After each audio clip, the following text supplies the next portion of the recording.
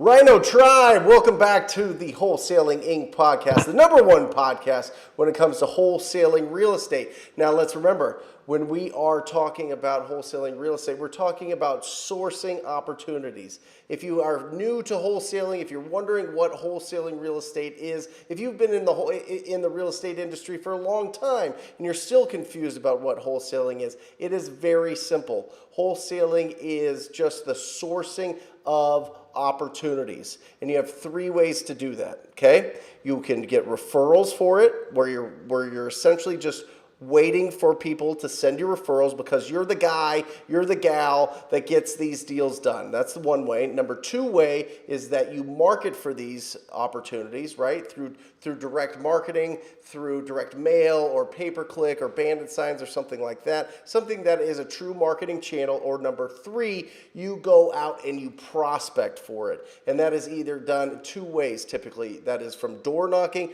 or my favorite approach, the TTP method, the talk to people, where you pick up the phone and you phone prospect these people. Now, in my TTP program, I have been pushing one main goal for 2019, and that is for everybody in my program to do a $50,000 deal as quickly as possible. Join the TTP $50,000 club.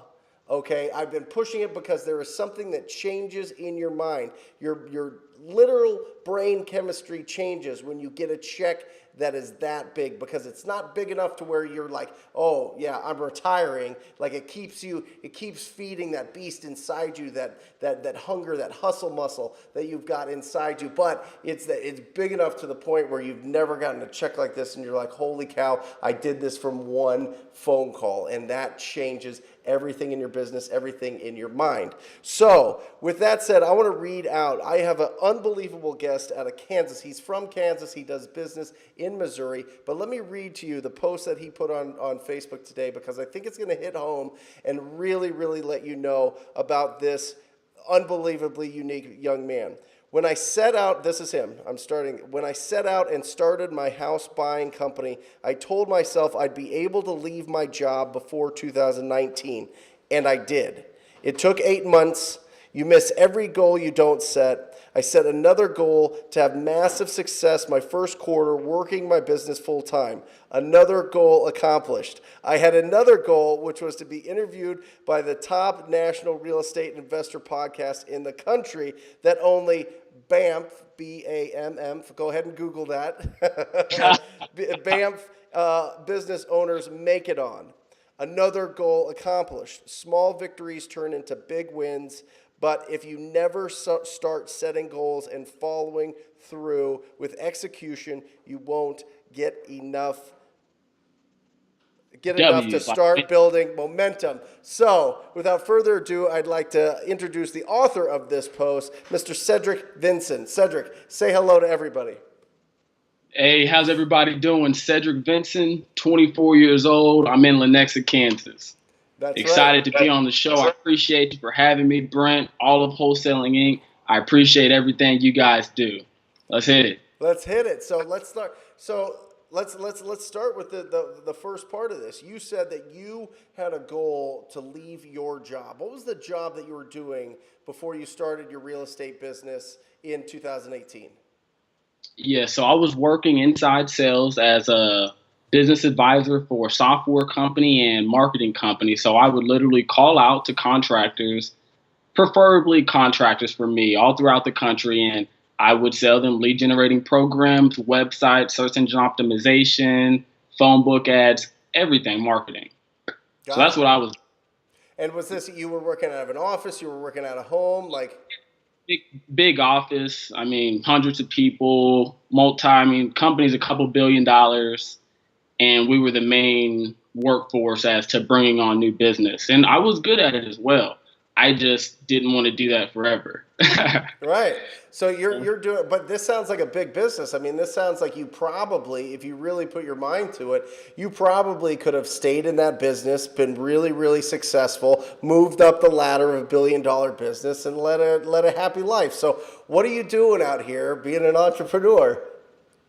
Man, that's what I'm meant to be. I can't take it. I was only in the workforce for 3 years, and the whole time I was trying to figure out what I was gonna do to get out. Man, I started a painting company, multi network marketing companies. I thought I wanted to be a contractor. There's a ton of things. I even thought I kind of wanted to go back to school a little bit, but that didn't take long.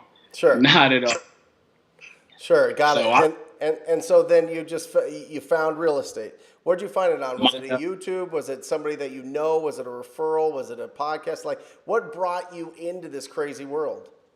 Yeah, so I was very non-skeptical because of the way that I was introduced to it. My cousin, mid-30s, lives down in Atlanta, Georgia. He introduced me, my family to it, and really put us on game as to what videos to watch, how he was doing it.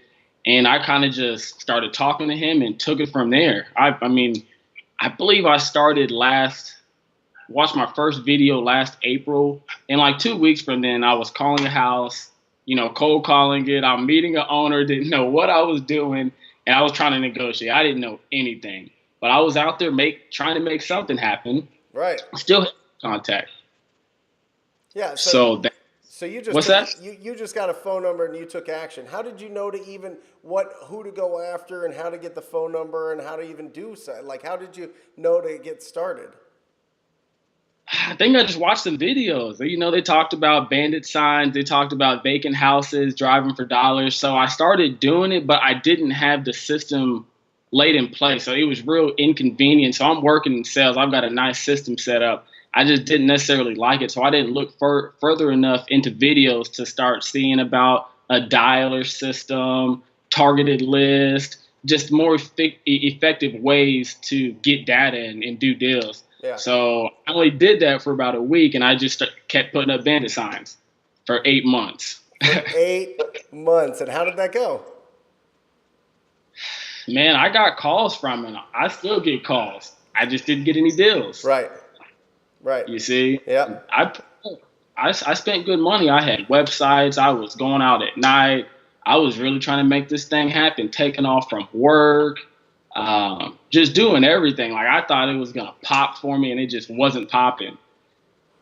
So wait, you have a full-time job in sales, and then you get done with your job, and you're out putting bandit signs in. You're out taking calls in. You're out trying to negotiate deals. You're doing all this stuff. I mean, that's crazy, right? I mean, why wouldn't you just take the job and then afterwards relax and chill out? Weren't you exhausted, or are you just full of energy? I'm 24 years old, Brent. I'm a young man. I don't have any kids. I don't have a wife. Yep. I'm a single bachelor. I figured this is the time for me to be up all night, to wake up early, go to bed late, not go to sleep at all some nights, be out late. I figured this is the time. I don't have to do it for 10 years. Yep. I just have to do it for a period of time until I can get the business to a point where, like you guys talk about, you automate and scale. Yep. That's it. And I think that is a beautiful part that you touch on, because really building the foundation of your business based off of your experience, based off of your hard work, based off of you putting together the systems. Now, you can follow a path and a plan, and it's laid out there, whether it's Wholesaling Inc., whether it's TTP, whatever it is.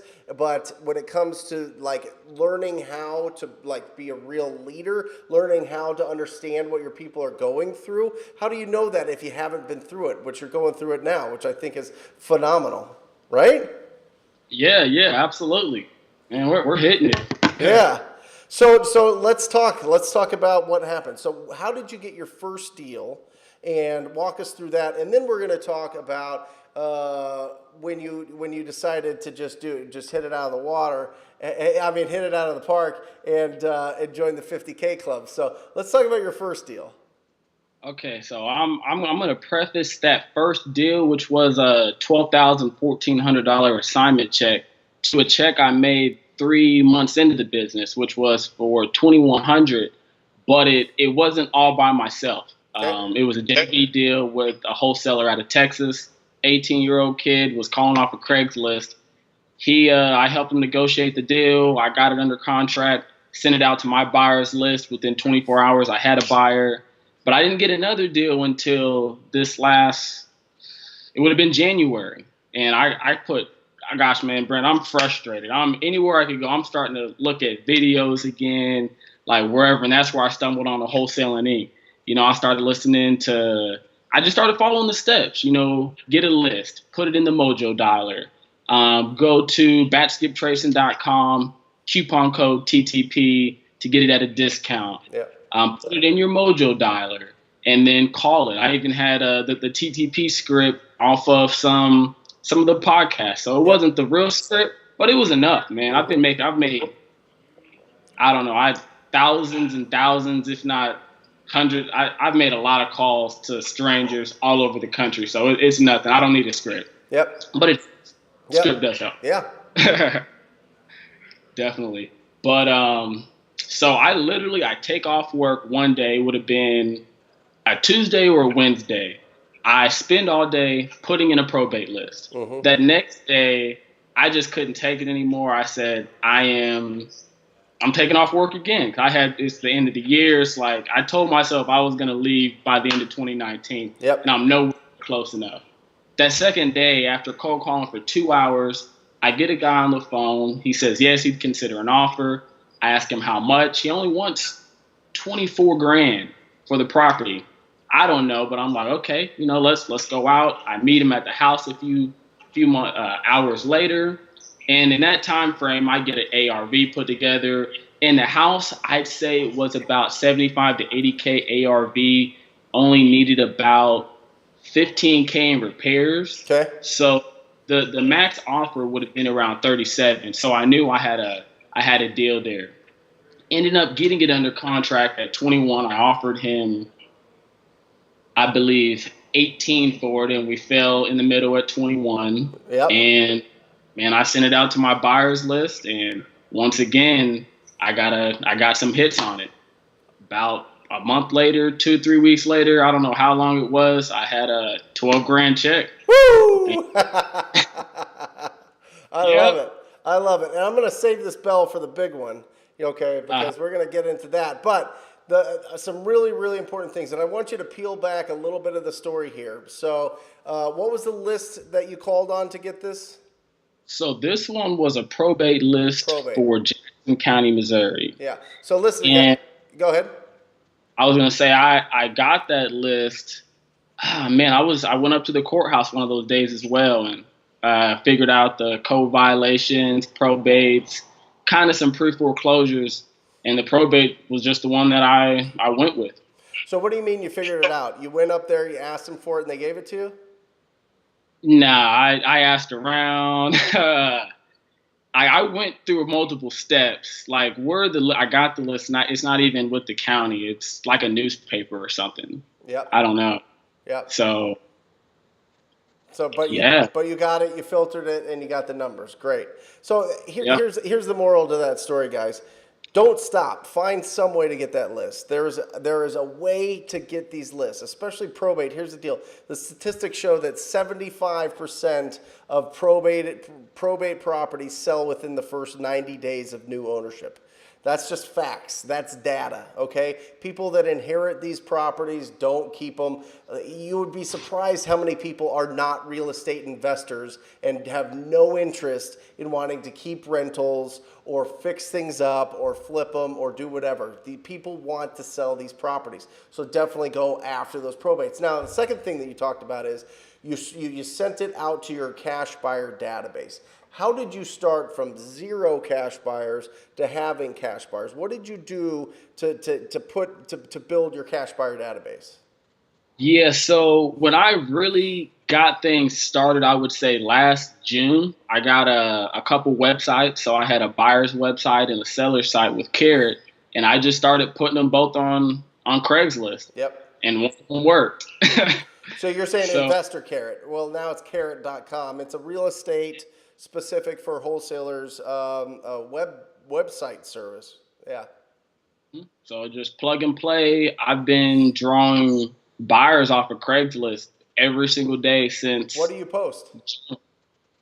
Oh, man, I just post sometimes it'll be a ghost ad. It may be a property I have, a property I already wholesale. Now it's usually one I used to have. Yeah. And I just put the description of it. It's generally a property that looks good, and then I'll let them know if you would like to be added to our buyers list. Go to my website. Now, do you put So pictures or is it just text? I'll put a link to like a Dropbox, Yep. Yep. but either way, if they want to see pictures, they have to go to the website Right. and put their information. Got it. Got it. Awesome. So that's how you've been building up your cash buyers. So now you've got their email and you've got their name. You send it out to them, and somebody's like, "Hey, they call. Did they call you up? Did they respond by email? Do you remember?" Yeah, so I had a lot of people call me. I had quite a few people email me, and the guy that ended up actually getting it was somebody that had called me off of one of my bandit signs, Awesome. looking for. Yep. So he was a younger investor, and he ended up, man, he paid more for the house. Everybody else wanted it for like 30, 31, and this guy he took it for 35. Awesome. Awesome. So And in that, that's a really important thing, because not only are you talking to people all the time, but you need to be adding them to your cash buyer database. You never know, even if somebody has a bunch of properties, or they sold properties, or they don't want to sell their properties, they might want to buy, right? They might want to buy a smoking deal in an area that makes sense to them. So absolutely do what Cedrick is talking about, and add them to your cash buyer database for sure. Let's talk about the big daddy. Let's talk about a big deal. Let's talk about what we commonly refer to as a massive deal, where we go and we change our whole financial future, and we get a deal, we make a call, we have a conversation, and it makes $50,000 or more. Let's talk about that, because I introduced this. I hyped this thing up. I'm like, this changes your life. Let's talk about that. Let's see if this is true. So tell us about your experience with what I'm saying. Man, just still thinking about it, it's really incredible. Like that happened. Like, it's been a couple of weeks now, but it's absolutely incredible. I'll say your confidence and personal belief in yourself, in the business industry, any doubts you may have, they're just, and I don't doubt myself, but I didn't personally think my next deal was going to be, it turned out being 58 and some change. Uh-huh. So walk us through. Yeah. So I actually first made contact with this guy probably that first week when I left my job, which is crazy. That's the first time I talked to this guy. And the house I initially talked to him about, he ended up having other investors out to see it, had real estate agents out, and it really was just going dead. So I asked him if he had anything else, and we had already built up rapport. We had been talking, once a month for 2 or 3 months now, and nobody else called him. That's the thing. Like, each of my probate deals, they were never called by anybody else, only mailers. Yep. So I called him. We were just, me and his name was Mike. We were real friendly. A lot of rapport was built. That's something I like to really pride myself on doing. Like, I really want them to trust me. Like, we're buddies. I'm going to make this happen. Well, he told me about a few other properties that he had inherited that weren't on any of the documents anywhere. And one happened to be a fourplex in Parkville, Missouri, which is, I didn't even know where Parkville was. It's up north. And it needed work. But he didn't know how much he wanted for it, and he didn't know if he really wanted to sell it or not. But I really just stayed persistent on him. And he ended up finding out a number, had a contractor go by and told him that it could be, 40 to 80K to fix it up.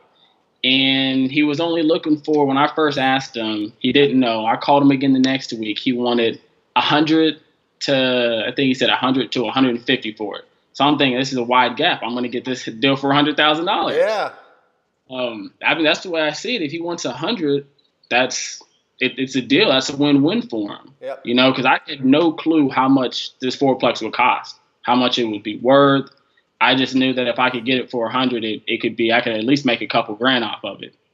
Well, he gets more of a precise number at 115 to 140, and I'm like, okay, let's see the house. It's time. Yep. But before meeting him at the property, I actually met him down the street, and I had a questionnaire of just some questions that I sat down and we just talked. I wanted to, get to know him a little bit more and really understand the situation better. And that questionnaire, I feel like, really got me over the hump because he was really liking it. Like he was reading it before. I wasn't even asking the questions. Yeah. He was just answering.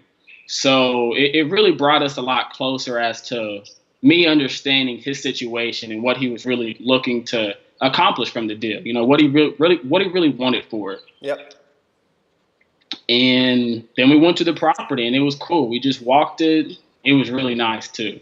Like I wish I'd have had the money to keep it myself. The guy that got it, just minimal, just cosmetic, and he's gonna be renting this bad boy out. So man, we walked the property. It looked great. He wanted 115, and I knew it was a deal there. I didn't know how big, so I'm not gonna try to offer him 100. I offered him 110 just to not give him what he asked. And right. You know, at the report built, he said, you know, what the hell, Cedrick? Let's do it. Yep. Yeah. You know, so you went from 150, and I think it's really important. You know, even if they say 115, you go, well, is that the best you could do? Could you do 110? Because remember, remember the psychology of a seller. If you're selling your car on Craigslist or out there, whatever, and you put it out for 10 grand, and somebody calls you instantly and gives you 10 grand, and and they're on their way there, you're like, oh, what's your first thought? Your first thought is, oh, I sold it too cheap. It was too cheap. It got sold too fast, right? So you're always thinking. So if you go, well, you take less. No, okay, that works. So he goes 115. You lock it up, and then what happens? You send it out to your buyers. No, so I locked it up at 110. 110, you did. Oh, awesome. Yeah. I offered 110. I can't offer him I can't accept what he offered. Yeah. Yeah, but I love negotiation. I couldn't wait for that. Like I had all my lines ready. But yeah, 110, locked it up, got pictures, video, and also I did take a contractor route to this one. A contractor had called me off my bandit sign, so you called me looking for business. I don't usually use a contractor, but I wanted to make sure that, you know, my repairs were in the ballpark. So I got a professional estimate put together. The estimate was good. And then, I sent it out to my list. And this one came off of a Craigslist buyer as well. There was a lot of traffic. I gave everybody 2 hours to come for the inspection walkthrough. 4 guys showed up. And one of them, you know, he got the deal. He was serious. He was an out-of-state guy. He offered, about $10,000 more than everybody else. So, you know, I had to go with him. It's incredible. So now with this deal, did you assign this deal or did you close it and then sell it? Like what'd you do? Yes, so it was a double close. So there was a few steps I had to, you know, all throughout this process, I generally, like, if I had some questions, I might reach out, but if I don't have an answer in like 5 minutes, I'm just going to figure it out. So, you know, I figured out how to do contracts for the double close to make it legal in Missouri. I figured out a title company that does double closing, which I hadn't found at this point in time. I did all that. Awesome. So it worked. And just just for everybody listening there that might not know, sometimes when you have really big spreads, what you want to do is you want to close it yourself and then have the buyer close it as well. You could do this with a double escrow or a double close.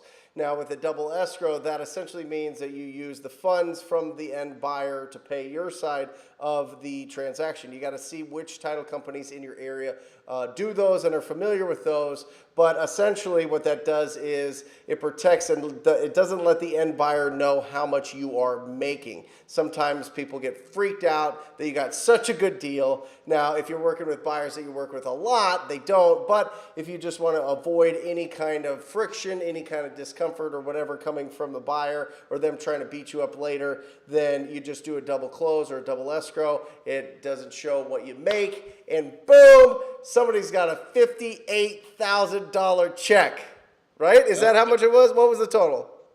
It was 58,700, and the title company actually told me that is the biggest deal that they have done. And before you do the bill, let me get the bill for my Snapchat. Okay. Yep. I'm you got it? Yep, 58 grand.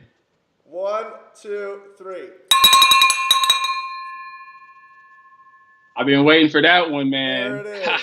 $58,000 and some change. I'm telling you, part of the 50K TTP club. When did you join TTP? I joined TTP on January 16th or 17th. Right. When did that deal close? This deal closed March 3/27? the 25th or the 27th. Yeah, I think it's behind you on the wall behind you. Now we just got to get. Yeah, 27th. Yep, you're right. The 27th. I love it. If you guys are watching this on the YouTube channel, which I hope you are, Brent Daniels Real Estate, just put that into YouTube. Behind him, he's got all of these really, really great either affirmations or tracking or, just looking at the different, some of the different focuses that he has on different lists. It's really, really, really incredible. My office is covered. I mean, you can see behind, I've got stuff everywhere. I think it's just important to be surrounded by these things. You know what I mean? I mean, it's exciting when you go into a room, a space, and all of a sudden the rest of the world is the rest of the world. And now I'm in a productive space where I can just go and just talk to people and really make an impact. So I really love that, man. That's awesome. So from one call, you pulled out this $58,000 deal, and it wasn't even for a deal that you were going for. You asked the all-important question, which is part of the script, when they say no, or they say they might not want to do you have any other properties you would consider selling? Boom.